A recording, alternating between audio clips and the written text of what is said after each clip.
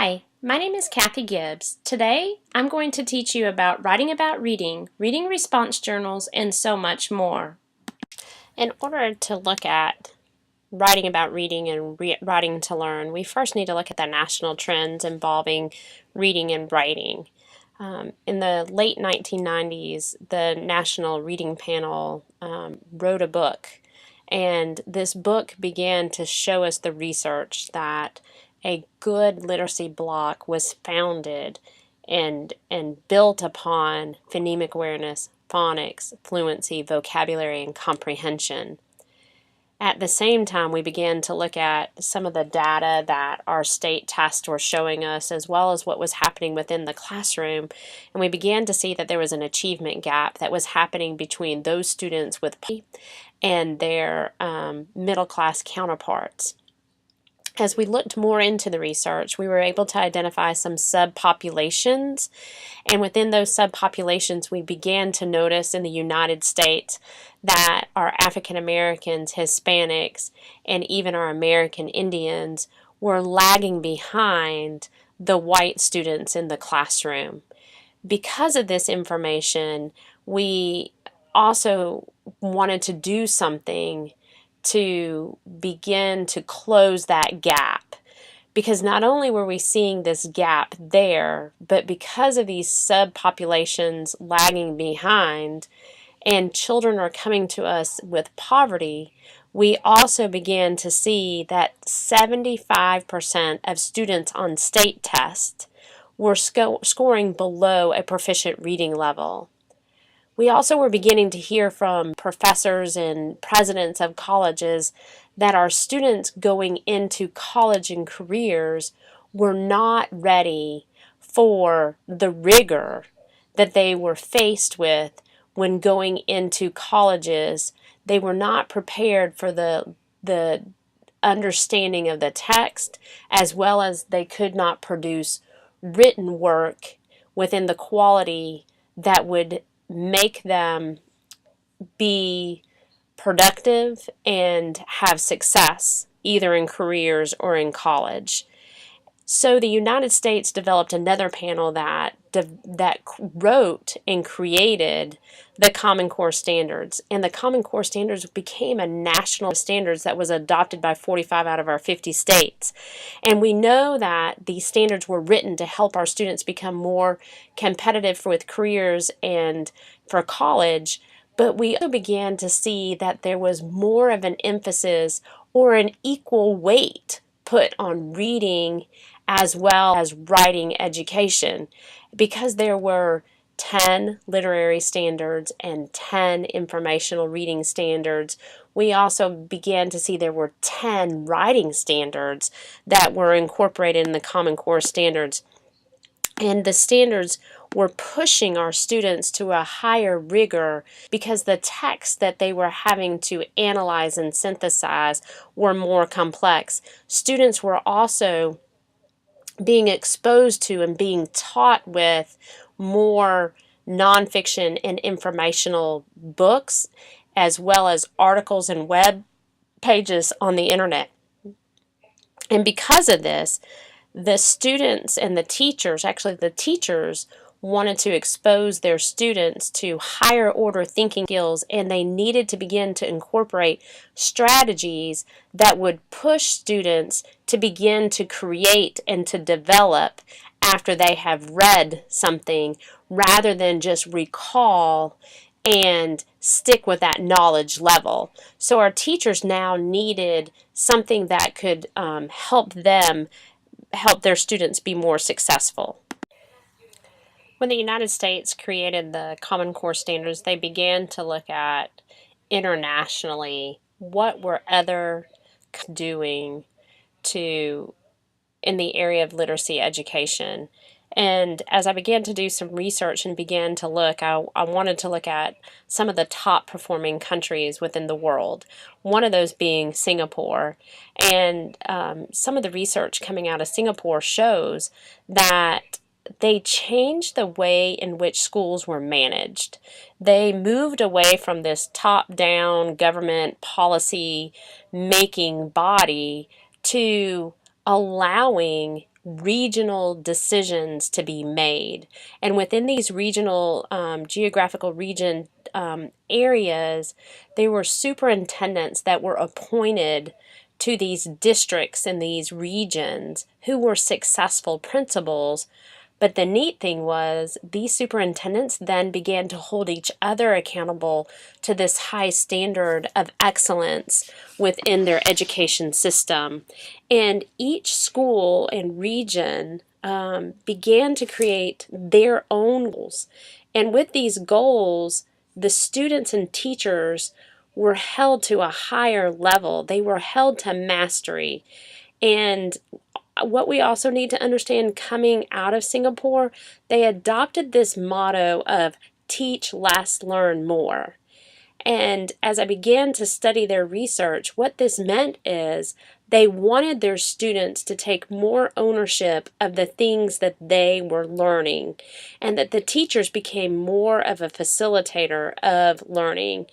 And they began to look at their curriculum and began to analyze their school day to see where they could put in activities or put in projects in which students had to think deeper about their learning.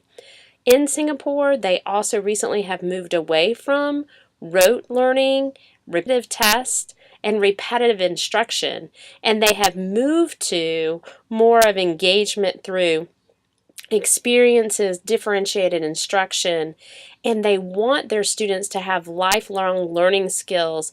And through their teaching, they want to be able to help these students develop character so that through innovation and effective teaching approaches, these students will be successful in whatever they do. However, on the flip side, in Japan, they also have a high literacy rate, but theirs is more rote memorization, and they emphasize a theory rather than practical skills. So these students have very intense instruction beginning at age 6 that carries them through age 15, but these students then make a choice. Are they going to continue their education age 15 to age 18? And because they have this intense instruction, they have guidelines that are in place that students must be able to read 1006 Japanese characters by the age of 6, but by the age of 18, they have to read 2,000 Japanese characters. And so we need to understand that in Japan, they have a very high literacy rate, 99%, but they have very poor communication skills in English, even though they had been studying it for 6+ years. Let's take a look at what is literacy. Here we can see just 4 simple definitions of literacy. The first one states, using printed and written information to function in society to achieve one's goals and develop one's knowledge. The second one actually says, using higher order thinking skills that require complex thinking that yield multiple solutions, involve multiple criteria, and demand nuanced judgments. The third definition says, literacy requires attaining a deep understanding of what is read, remembering important information, linking newly learned information to existing schemata, knowing when and where to use that information, using appropriately in varied context in and out of school, and communicating effectively with others. And finally, literacy does not involve just memorizing sentences, words, or symbols, lifeless objects unconnected to unexistent universe, but rather an attitude of creation and recreation, a self-transformation producing a stance of intervention in one's context. If we begin to look at all of these definitions and how literacy is linked, the one thing we need to see is that the printed information is linked and developed upon what someone already knows. And in order to begin to use higher order thinking skills, students must use their own background knowledge, what they already know about subjects, what they already know about the content they are learning, in order to push themselves to go deeper to understanding that.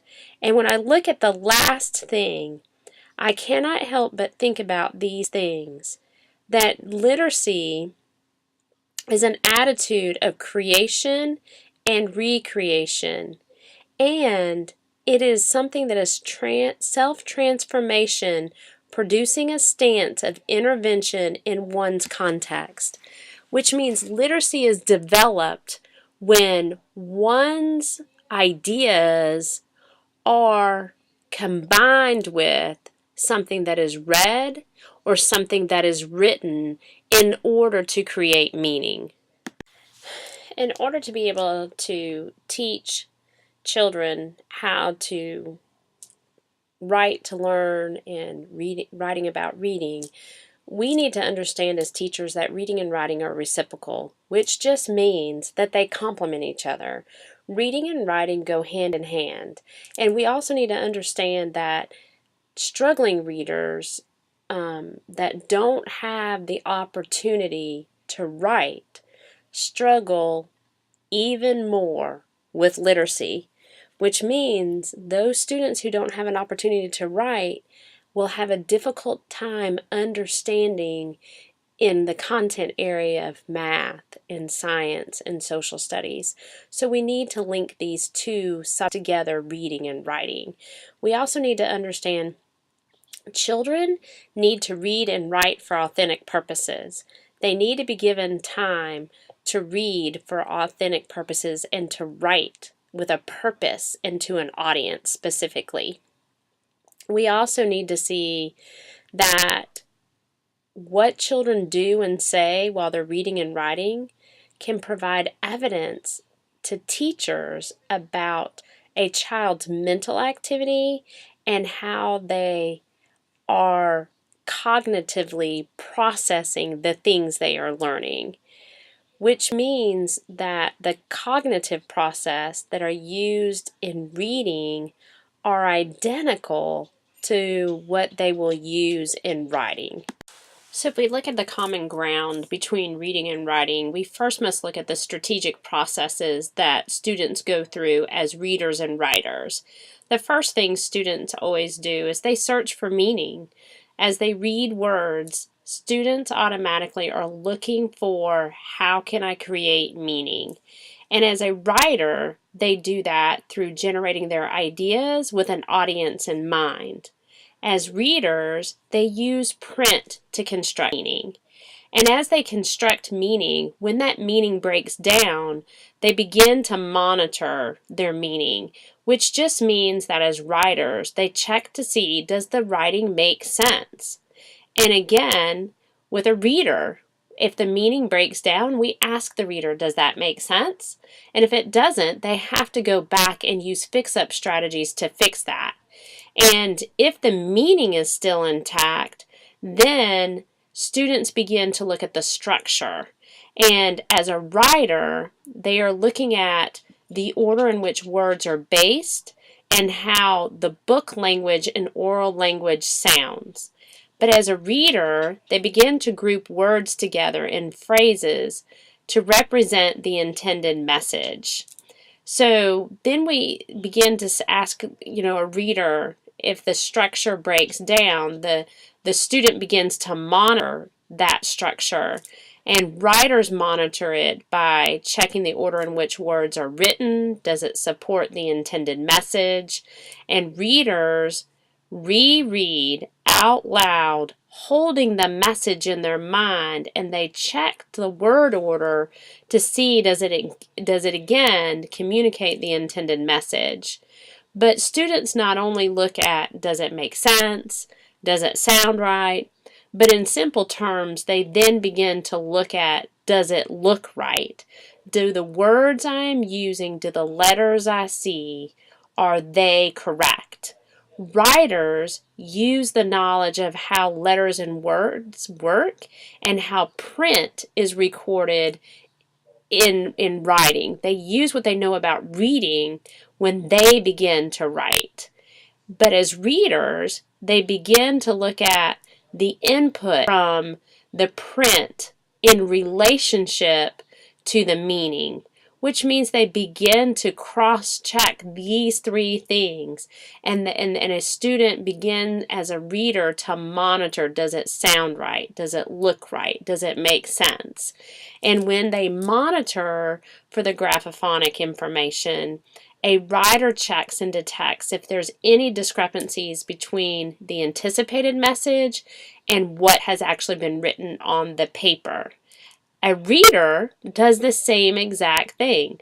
They check and detect that the print represents the message. And ultimately, if it doesn't make sense, the reader and writer then begins to self-correct when it doesn't make sense. They go back and they fix things, and that's what self-correction is.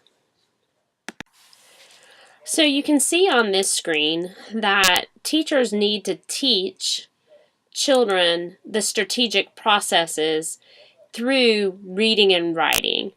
And instead of reading exactly everything that is on the screen, as you're reading it and skimming and scanning it, the thing that I want you to think about is when children are searching for meaning and monitoring meaning and searching for structure and monitoring their structure, as well as looking visually at a word and looking at how that word is created on a page, and they're trying to monitor, do the words they write and read look right? The one strategy that will help readers and writers the most is when a teacher asks open-ended questions in which students have to analyze what they are reading or what they are writing. One way some of the open-ended questions we might ask would be, what do you want to say? What does the reader need to know? Before you begin reading, tell me everything you already know about this topic or this event. What is this story really about? When you try saying it that way, does it make sense? We also can ask open-ended questions like, does it look right? Does it sound right? Can we say it that way? We also, when children look at words, we want them to look at word parts. What do you already know about that word and what that word means? What could you try there that is similar to that word? And ultimately, as children begin to self-monitor their reading and writing, they'll begin to make their own corrections. And we want them to be able to do that so that they can be independent, lifelong learners. Now that we know that reading and writing are reciprocal processes, we can now look at writing to learn, a multidisciplinary approach to teaching writing. Writing to learn is when students write about what they are learning.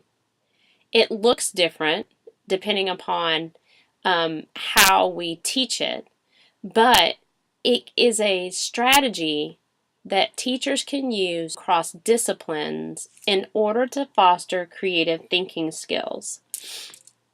Writing has also been recognized as a connector between reading and comprehension.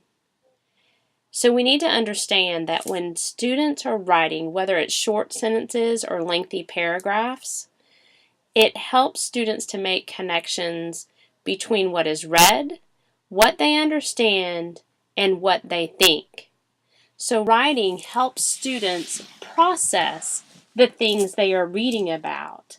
And we also need to understand, as they process what they're reading, students bring their own ideas and experiences into what they understand about language in order to shape and help them understand more fully what is being read. We also need to understand when students write, about what they're learning about. They are fully engaged in the learning process. And it encourages students to self-question, to activate their prior knowledge, to infer and use their imagination in order to create original thoughts and insights about new learning that is happening daily in their classroom. When students write about reading, it has a huge impact on reading comprehension. Writing about reading increases students' comprehension because students are engaged in meaning when they are being able to use thinking strategies that help them solve problems. Writing about reading also fosters a development of reasoning skills. And because it fosters reasoning skills, students are able to comprehend text at a higher level. But not only as they develop these reasoning skills, they are also able to organize and analyze the material they have read.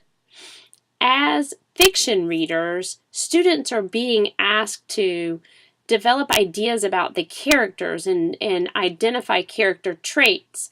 And they're also writing about the theme, which helps them develop inferences to grow theories about the text. And students are being able to link what's happening at the beginning and the middle and at the end of a text in order to grow ideas about their characters, about themes, and about how the writer has written this particular piece. Students also become very conscious about the topics they're reading about, and they bring forth the experiences they have already had with this topic so that they can process at a deeper level. And students are able to explore the topic even greater in order to go deeper with the knowledge they have. But writing about reading helps students to become reflective. As they write about what they're reading, they have to reflect on what they learned. And they begin to transfer this as independent readers and writers, not just as someone who has read something and then writing about it. But you begin to see a transference of this reflective learner who goes deeper with what they're doing. But writers and readers also create, explain, and communicate information. And as they're able to do this, they have a deeper knowledge of what they're reading, because informational readers read to teach others. Informational writers write to teach others something new. And as they write about their reading, their vocabulary increases because they begin to use this vocabulary more often. And we can also see that students are being able to identify the main idea, supporting details, the text structure in which authors write the books, as well as the perspective in which the story or the article has been written. As students begin to write about reading, they begin to develop this debate within their mind of, do they agree or do they disagree with this author? And so they understand the perspective in which the piece has been written. When students write about their learning, not only do they understand and process the text they're reading at a deeper level, but they also become better writers. When students routinely write throughout the day, they become more confident in the skill in which they're using. When we do something every day, it becomes important, and something that becomes important, we become better with. We also need to understand that when students write short pieces, when an interactive notebook or a reading response notebook, it might or may lead to students writing longer pieces. When students write about characters throughout their books, they develop theories about this character. Or if a student writes about the theme throughout a book, they're beginning to develop and understand this theme can be seen throughout the entire book and not just overall what is happening. And as they take notes and they reflect on their reading, then they can begin to develop theories about their characters and about their about the theme and about the symbols that authors use in order to help students write longer pieces. And that's true across the disciplines too. As they begin to write about the Civil War and they're writing and making diagrams and timelines, they can use the notes they're taking in order to write an informational piece about that. But we also need to understand when the students are writing, they're beginning to write more clear and coherent pieces because they're writing shorter pieces along the way. We also need to understand that when teachers give students an opportunity to write, they can use it as a performance assessment tools, and which means teachers are checking more frequently and understanding what students know about the curriculum. Students also can study the author's craft in order to write in notebooks. By studying how an author writes, students are being able to use that particular craft in their own writing. And as students write routinely, they become more fluent writers. Ultimately, we need to think. Writing is thinking. If students are not writing fluently, they're probably not thinking fluently, at least about the topic they're studying. Let's look at a few strategies we can use in our classroom to help foster writing about reading and writing to learn. We're going to look specifically at 4 different strategies we can teach children to write about reading or writing to learn. The first will be note-taking. Then we'll look at reading response journals or interactive notebooks. We'll also look at how graphic organizers can help our students write about reading and writing to learn, as well as writing fluency. And then we're just going to look at a couple of miscellaneous activities and strategies we might use in our classroom. First strategy we're going to look at today is how to teach children how to take notes. When students write in their interactive notebooks or they're writing in their reading response notebooks, they need several different strategies on how to take notes. Many times, because we adults know how to take notes, we assume children know how to take notes as well. However, many students do not know how to pull out the important information that is being taught through a lecture or being taught through films or text or videos. So teachers need to be able to model and demonstrate exactly what strategies to use when taking notes, as well as what is important, how to pull out that important information. Once we've given students different ways to take notes, whether it's from an outline or boxes around the main idea and bullets for supporting details, or whether we're teaching children how to make a list, or even sometimes teaching children how to make a diagram and label it, then we need to give students an opportunity to practice taking notes with a partner, strategically teaching them how to take notes. And when they do this with a partner, one partner concentrates on writing down and scribing what they have learned, while the other partner is the evaluator. When the partner is finished taking notes, the other one evaluates the notes that have been taken and gives constructive and critical feedback in order to help this child write down the most important ideas. We also need to allow our students, when they're taking notes for the first time or during the first reading, to leave their book back so they can refer back to it. Another strategy that is effective is actually putting a list of important vocabulary words on a semantic web or on a chart paper for students to refer back to. We also want to make sure that when we have our students working in partnership to evaluate one another's note-taking strategies, we want the students to be able to offer feedback so that they can get better at it. Another way that we can teach students to respond about their reading or to write what they learn is by using graphic organizers. Just a few graphic organizers that students might use in interactive notebooks or reading response notebooks might be KWL charts.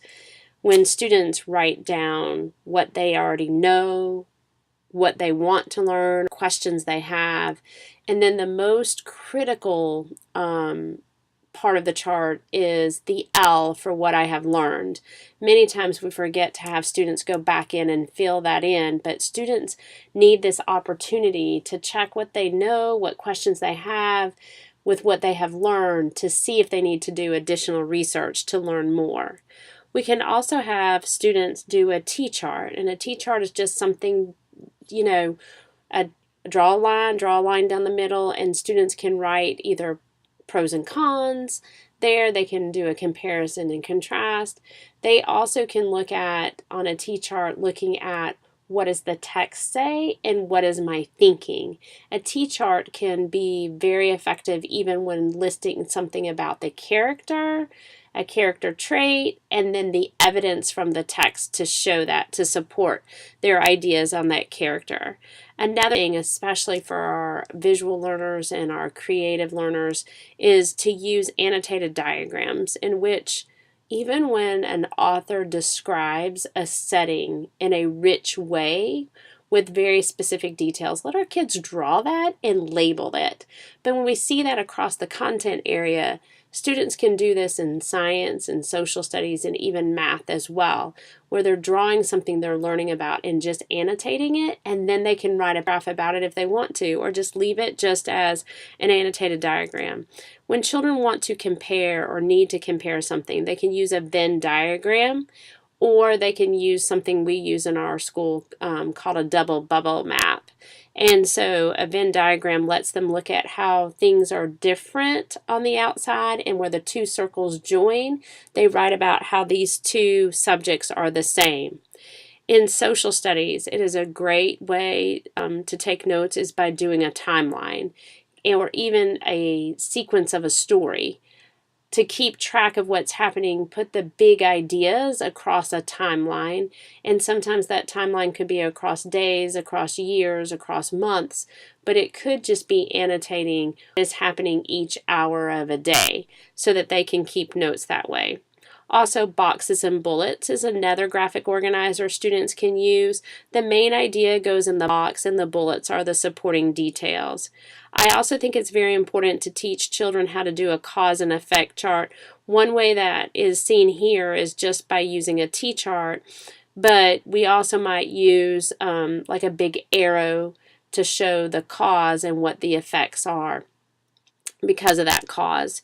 Then a graph to illustrate numbers, a story map, a character chart, semantic webs to teach new vocabulary words, or concept circles or vocabulary triangles, or even a magic square to teach vocabulary.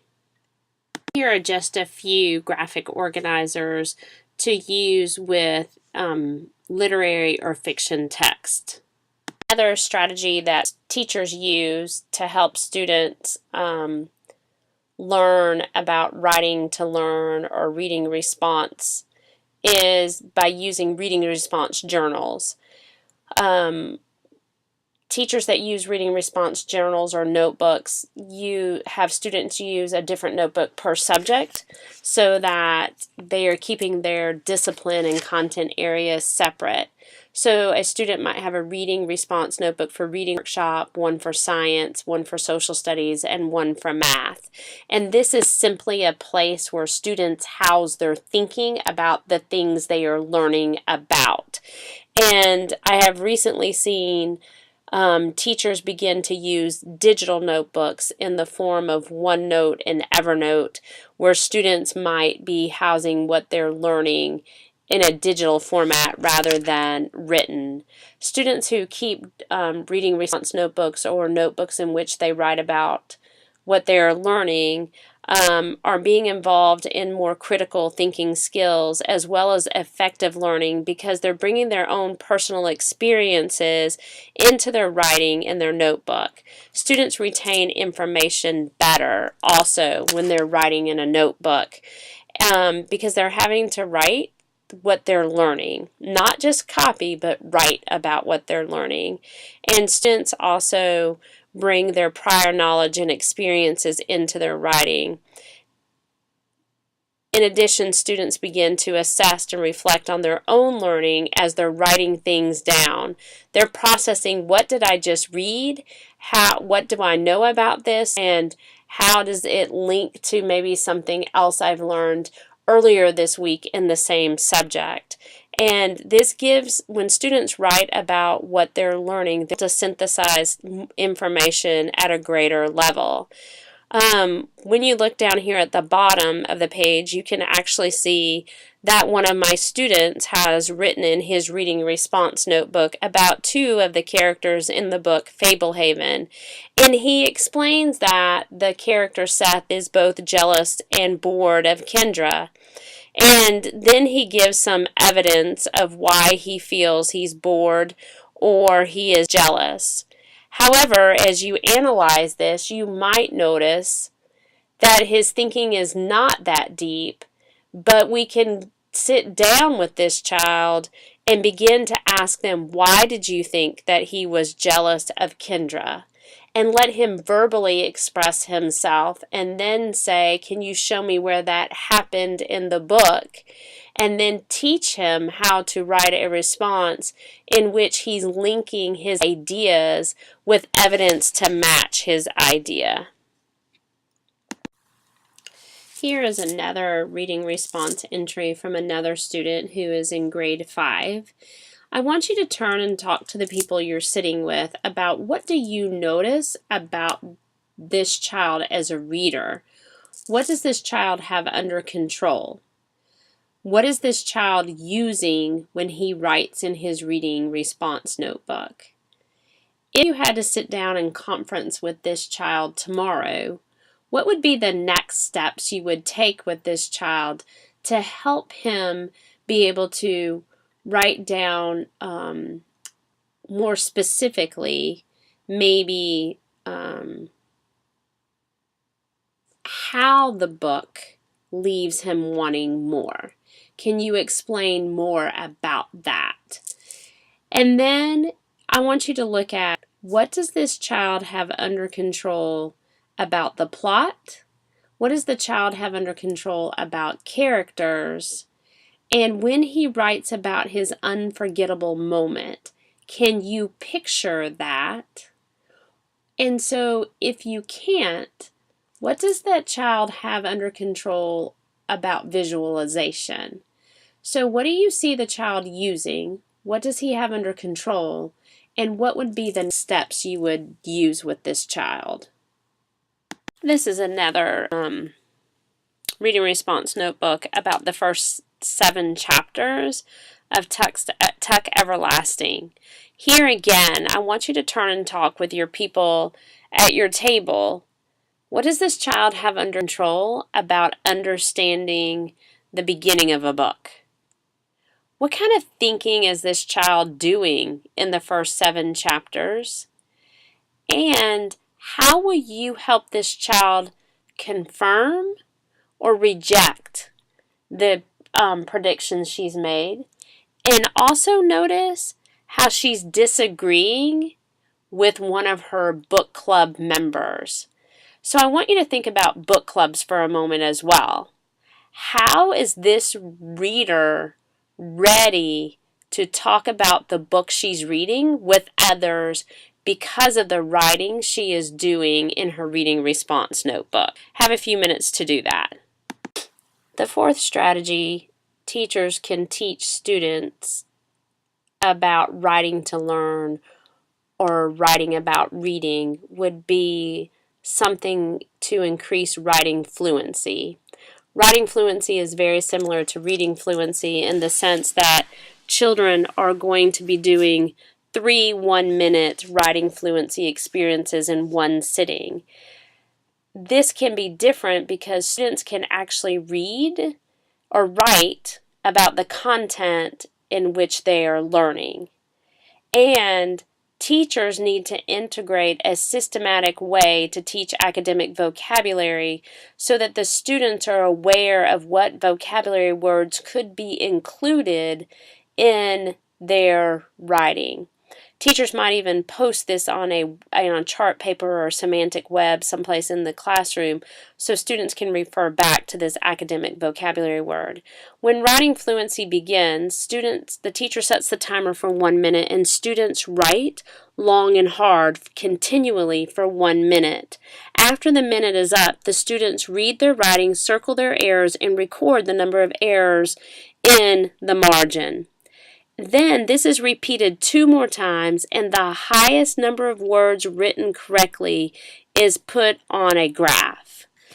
Again, to look at this and look at the advantages that writing fluency has for our students, one, it's giving them routine practice, and routine practice with writing increases the number of words that are written correctly per minute. Also, students are writing about the content area in which they are learning. As they write about it, they're able to talk about it and explain it better once they have written about it. The teacher can then also analyze these 1-minute writing assignments to see what information or errors students are able to identify, which errors they're not, which students can be grouped together in strategy groups during writing workshop to work on grammar, to work on spelling rules and patterns, to begin to notice the errors that they are making. And last but not least, it is actually a great assessment for teachers to use on the content knowledge as well. There are several more ideas that we can have students use in their interactive notebooks or their reading response notebooks. One of those ideas would be maybe a silent discussion, and it might not go in a notebook, but it might go on chart paper.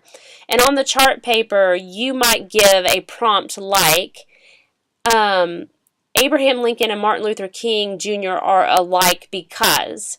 And then you give children a different color marker and they compete in teams, and each team writes down silently everything they know about how Abraham Lincoln and Martin Luther King, how they are similar. And after a minute, then you can go around the chart and discuss the things that students have learned about that. And the pen just rotates within that minute.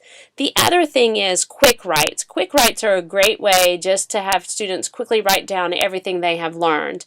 You can do it after you've read something. You can do it after you've watched a video clip, after you've watched or listened to a speech. Students can write down everything that they have just learned or listened to.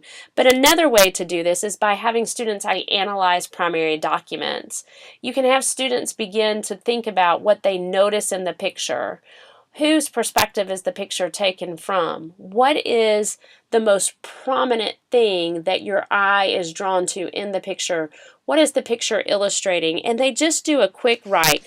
And it can be a picture or another primary document, even like an artifact. It can also be a newspaper clipping. And students are just writing quickly what they know about it, what they remember about it, and how it can link to what they're learning. Another quick thing that students can use in their interactive notebooks or their reading response notebooks would be something called a micro-theme summary.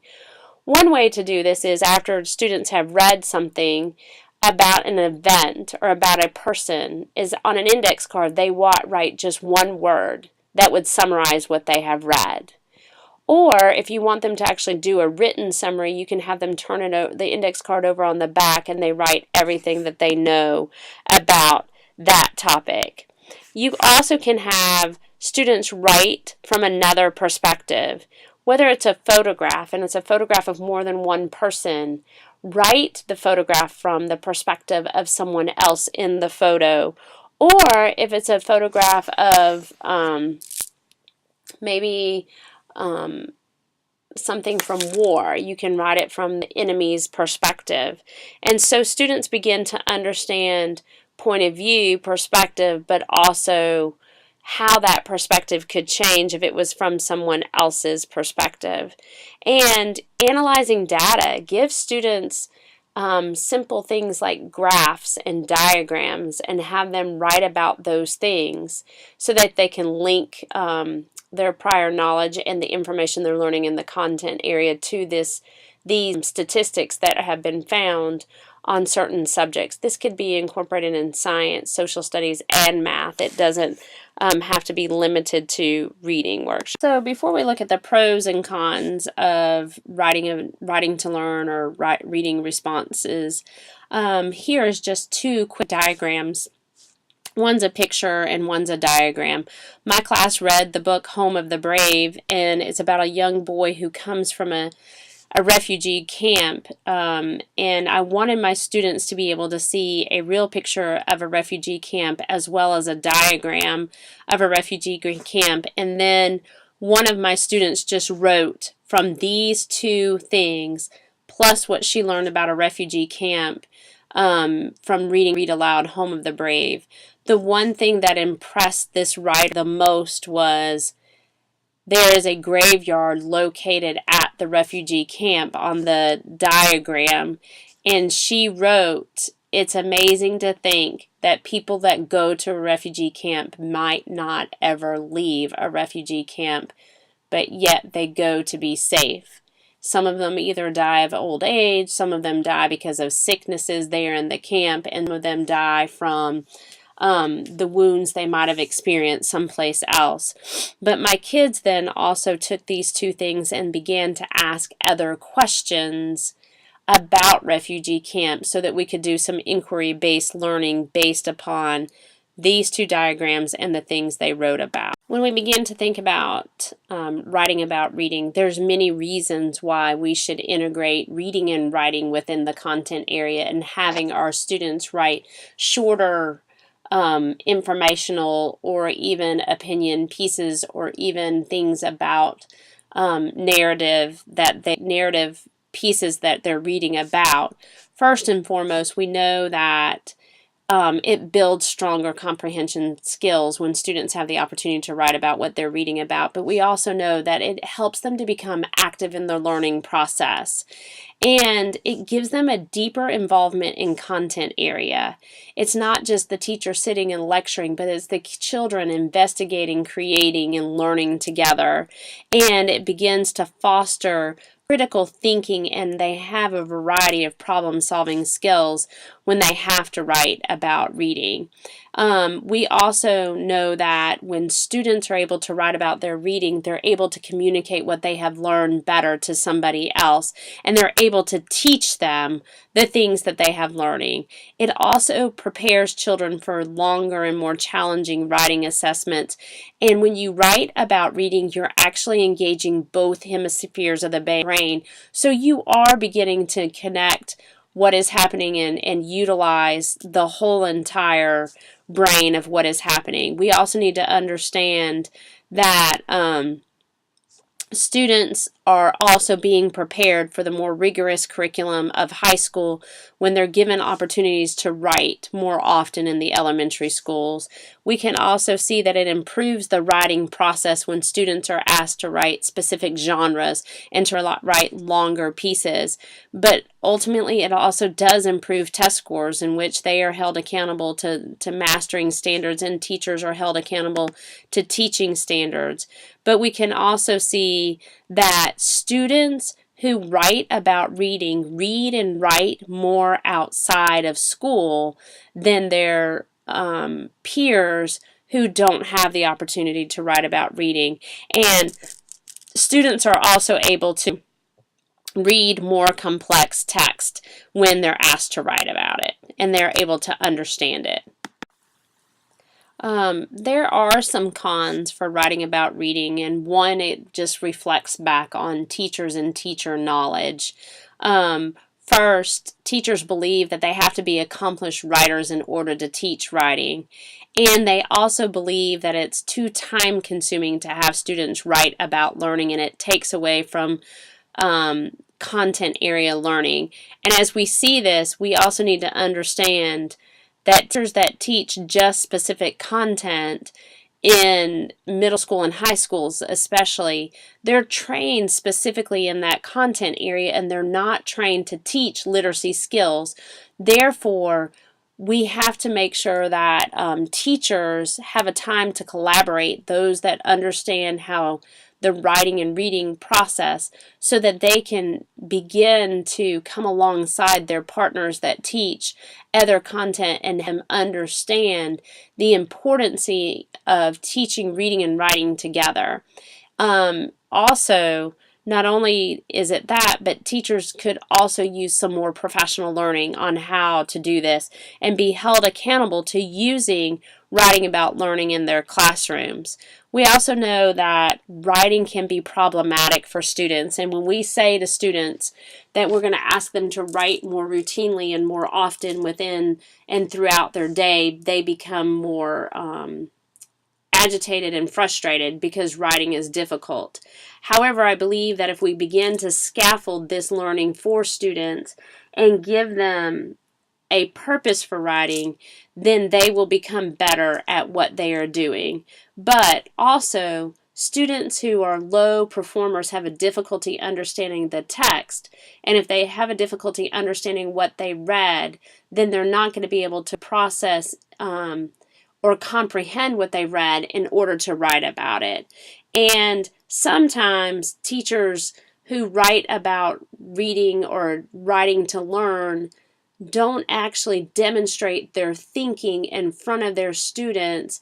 Therefore, it becomes a writing task or a writing assignment rather than something that's engaging. Students should model this thinking and model how to write about reading so that their children understand. So when we look at it, teachers aren't trained. Teachers make it more of a task rather than an engaging lesson, and students don't understand what they're reading. Therefore, when they have to write about it, they have a very difficult time doing it. Here are some great ways you might integrate technology in your classroom when writing about reading. The first thing is, if you want to use a digital interactive notebook, I would suggest using OneNote, LiveBinder, Book Creator, or Edmodo. These are all perfect avenues in helping students respond in a social way. Would be more like Edmodo or Book Creator. Live binders and OneNote also allow it to be where you group students together and they can respond to one another. And Live Binder actually has a place where students can interact through their writing, but also where teachers can post their lessons and their primary documents and their PowerPoint so students can refer back to those things. Then we also have ideas for supporting reading and writing to learn, and some of those things would be like ThinkLink, Powtoon, Prezi, iMovie, SpiderScribe, Padlet, MindMeister, Easel, Scribe, Blabber, BlendSpace, Poplet, as well as Zapron. And these are just to name a few. I'm going to go ahead and highlight a couple of different ones I have used in my classroom and then give you time to investigate some of the others yourself. First and foremost, Padlet is one way to get students to write about what they're learning, because it's an actual digital post note in which students write comments, and then you can have all the post-it notes seen on an interactive whiteboard so that students can see each other's responses and turn and talk about those responses. But you can manipulate the post-it notes that are written or typed in by your students, and you can begin to develop theories and model your thinking of how you can take the ideas students have written and group them together in order to develop theories and build inferences about what you're reading about. The other thing I have used in my classroom is iMovies. iMovies is a perfect time to summarize what you're reading about and pull out the most pertinent information, as well as allowing students to create their own movies or iMovie trailer.